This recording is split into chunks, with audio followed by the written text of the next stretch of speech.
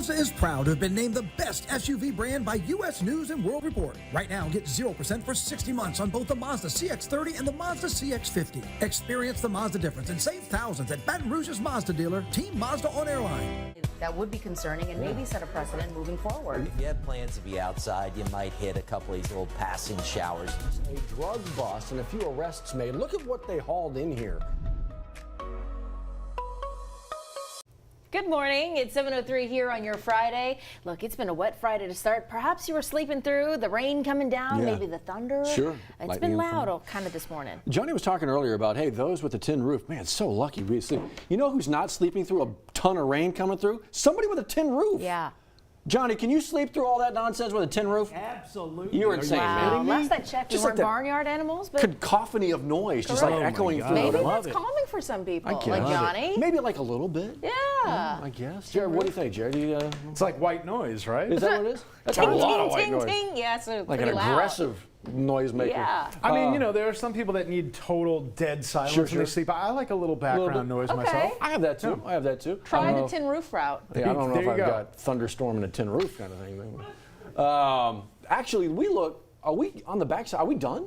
Yeah, for the moment, it looks like we are done. Right. So, yeah, we got through it pretty much unscathed. Had a couple of heavy downpours, but it was fun while it lasted, right? 57 degrees out your door right now. We're still mostly cloudy, and now we're seeing the showers depart over to the east. There you see 17.70 inches of rain in the rain gauge. And by the way, now we're over 18 inches. Not too shabby for 2.5 months. That's very impressive. That's what's left of the rain shield. Nothing strong, nothing severe, no watches or warnings. Couple of heavy downpours still down to the southern part of the viewing area. Now, Livingston, Walker over to Hammond. They're getting in on the action as well. Down to Prairieville, they had a quick soaker. They're starting to clear out too. And Sorrento back up to Killian, a couple of local heavy downpours over there. But there's not that much developing back up to the east, or I should say to the west. However, there is still that rotation from the area of low pressure. So we could still get a little bit of wraparound precipitation later on in the day. There is a drying trend back out to the west. So I wouldn't even be surprised if we squeezed in a little bit of sunshine mixed in with our mostly cloudy skies. However, the Futurecast, the HRRR, is going to show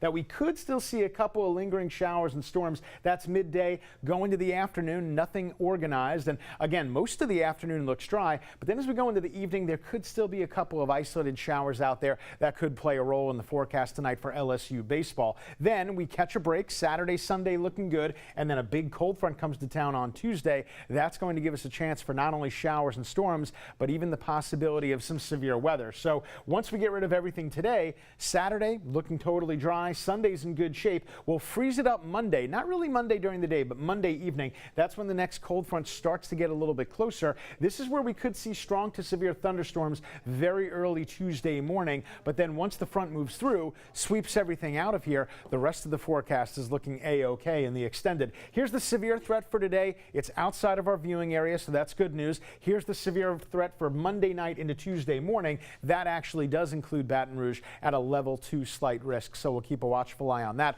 on what could be a first alert day when that comes. 1 to 2 inches of rain possible over the next 5 to 7 days. That includes what we get today. So we're pumped up to about 70% between now through the next hour. Then we'll steadily drop it down to 20% the rest of the day. We'll warm up. High temperature in the afternoon, getting up around 74 degrees. And then what we're expecting in the extended forecast is, again, rain chances not that bad, except for Monday night into Tuesday. The forecast for tonight, you'll see we'll get down to the mid-50s.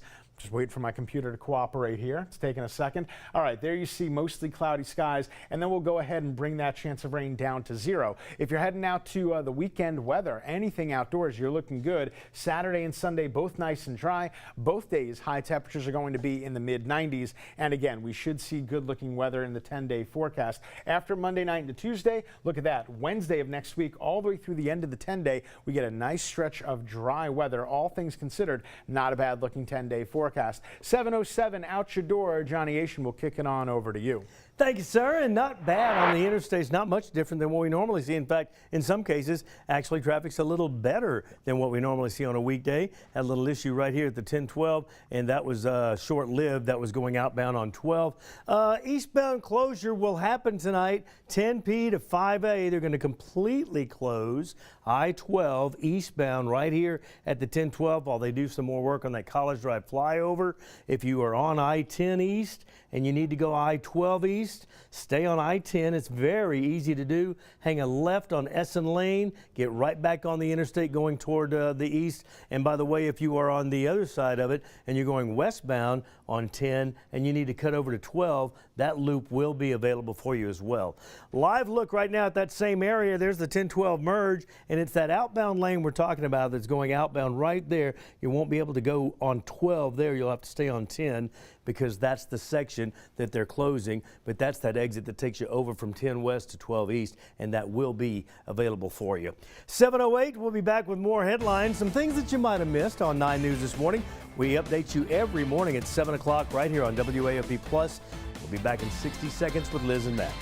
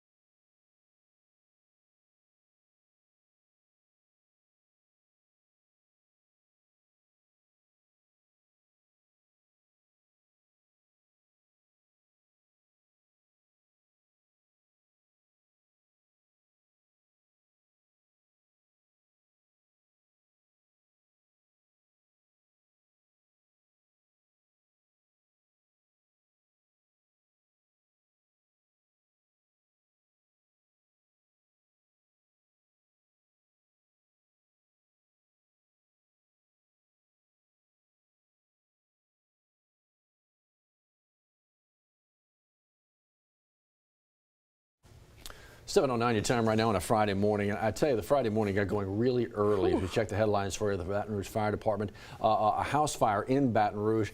And Liz, we were listening to it on the scanner as this was kind of going, and you can kind of hear some of the urgency involved in their voice for a good reason. They had somebody at home. Yes, 2 people actually live in the house, but we're told only 1 person was here when it happened. A big concern was this fire actually triggered some downed power lines that were still live. So while firefighters were working to put out this fire, you had another crew kind of maintaining that power line to make sure that the fire wasn't also spreading to neighboring homes. Well, Matt, in all of this, we're told that 1 person was injured. Paramedics worked on that person on the scene, but eventually took that person to the hospital. But Matt, we were hearing a lot of commotion this morning. This is about 4 o'clock right on North 39th Street near Jefferson Avenue. So here's the thing. How'd the fire start? What caused the fire? Obviously, this is going to be part of that investigation. The focus on making sure that person is okay, obviously, but now the investigation gets going, so we'll make sure that we keep you in the know. Another investigation in Baton Rouge from FD to PD, Baton Rouge Police Department.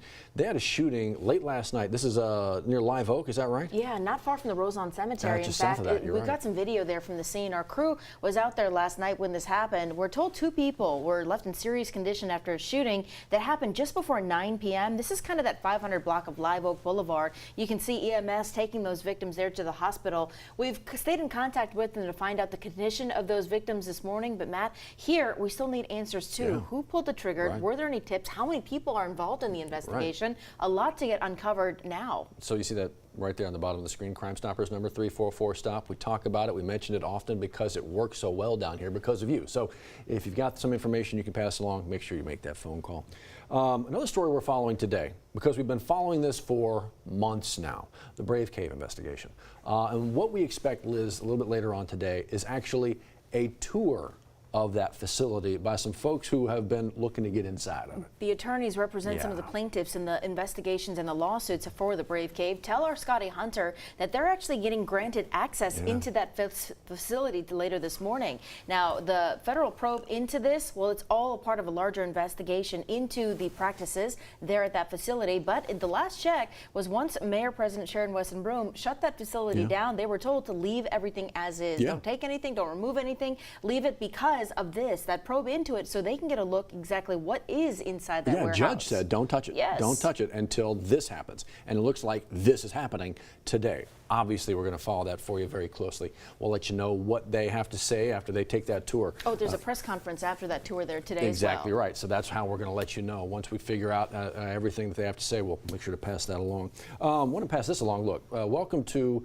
today is the last day to get your absentee ballot in for that election tomorrow, unless you fall into a specific couple of other groups. But 4:30 the afternoon today. That's the for deadline. Absentee. Unless you're military, Yep. overseas, hospitalized, well, then you have until 8 p.m. tomorrow. Right. Again, this is absentee voters who are voting with that mail-in ballot. You have until 8 p.m. tomorrow. That's actually when polls close. Keep in mind, polls will open at 7 a.m. tomorrow. Not only is it the presidential primaries, but a number of people will have different items on their ballot. Certain areas will be voting on school board members. Certain areas will be voting on a new police chief and a mayor. We're keeping our eyes on all of these races for you. In fact, tomorrow, our weekend crew keep an eye on those live election results as they come in. We're going to let you know who wins some of these races. So, yeah, you can check out WAFB for all that. You know what you can do? March Madness, you can check out WAFB. March Madness is going crazy right now. That right there, I hate seeing that highlight. That's South Carolina taking down LSU. But LSU tipping off today, the reigning champs on the home floor,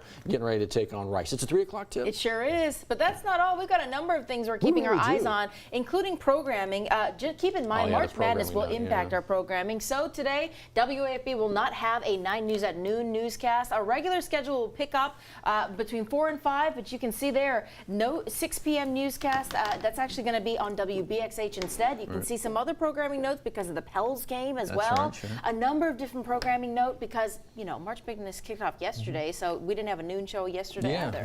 So right there. Thursday over with. I mean, Thursday's over. You don't want to travel back in time on that graphic? We like to go back to yesteryear. Yeah, we just show people what was. Take that off. Take it off. Then when Saturday comes, take Friday off. Right. Quit making sense. It's just highlight, delete, save. I mean, Quit making sense. okay. What are you doing? Quit making sense.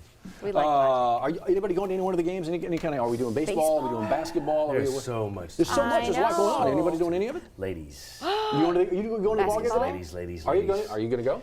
I'm thinking about it. Ooh, if Johnny's there, it's going to be loud. Lit. The ladies won't even know what to do with themselves. They'll be cheering so loud. That's the problem everywhere Johnny goes. Nobody knows what to do with themselves. Has invited me to go. Okay. I may hit her up and say, you know, give me that extra. That's a sweet invite. All right. Sweet lady. Yeah, she certainly is. We have a lot on tap this weekend, a lot today. We're tracking your forecast, how that's going to impact all those plans. Stay with us. Hours more programming to go. Yeah. If you're ready to score savings on your new vehicle, the play call is simple. Make your way to Team Honda. That's where you can see the new 24 Civic, named the #1 compact car on the road and the best compact car for the money. Score your new Honda savings at Louisiana's #1 Honda dealer, Team Honda.